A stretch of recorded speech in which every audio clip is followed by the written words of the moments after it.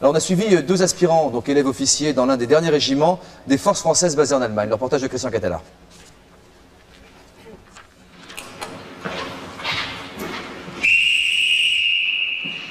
Réveil compagnie!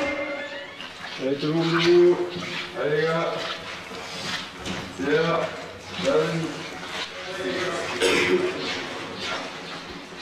Réveil! Allez debout là-dedans. Trois chambres fixes. Élève gradé Claudel, contingent 9602, compagnie de défense et d'instruction, section PEG, à vos ordres mon lieutenant. Chambre prête pour la revue. Asseyez pour la chambre, repos.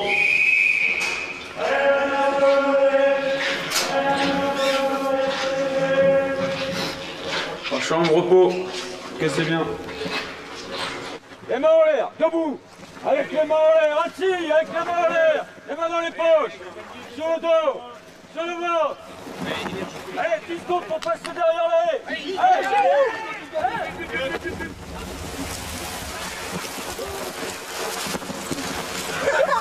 Effectivement, j'étais étudiant, j'étais en faculté, mais je crois que bon, il y a une part qui vient peut-être un petit peu de la famille. Bon, j'ai un oncle militaire, un cousin, c'est vrai que bon, j'ai quand même été, on en a beaucoup parlé, j'ai quand même été un petit peu poussé au niveau familial.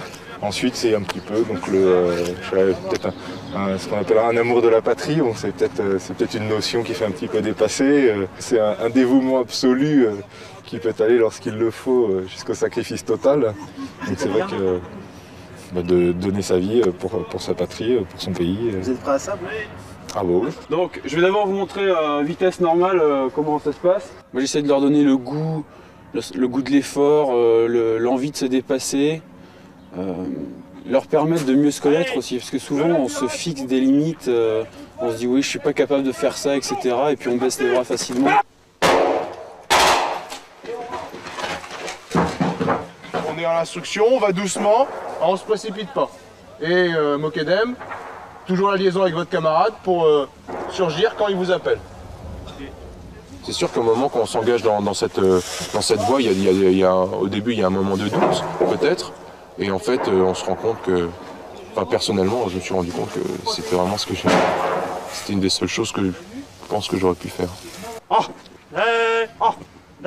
à la belle Dénikine, marchez les bataillons blancs, savons les troupes bolcheviques.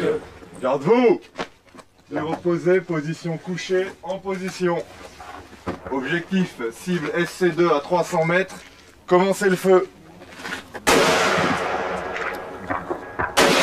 J'étais avec une fille, donc, et puis bon, elle supportait pas trop le fait que je me destine à être militaire. Et elle me l'a jamais dit vraiment franchement, mais bon, je m'en suis très bien rendu compte. Et donc, ça n'a pas abouti. Enfin bon, de perdu, 10 de retrouvé. Premier temps, je subis l'action, je ne résiste pas. Quart de tour, je saisis la main. Clé de poignet, je l'accompagne au sol. Et là, je choisis ou le dos, ou la tête. Je recule et vigilance. Dans la société en général, le fait d'être militaire, je pense, dès qu'on dit qu'on est militaire, il y a tout de suite une petite réticence en face de nous. Et j'ai souvent eu l'impression, quand j'expliquais un peu pourquoi je voulais être militaire, pourquoi j'avais intégré Saint-Cyr, que en fait j'étais obligé de me justifier presque, plutôt que de m'expliquer. C'est vraiment une question que j'ai posée au début de l'émission.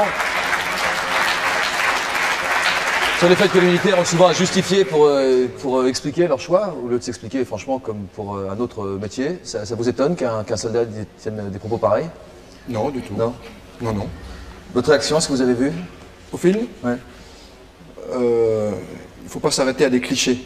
L'important, je pense, pour mon métier, c'est quand même la préparation au combat. C'est ça notre but ultime, c'est la préparation au combat. Et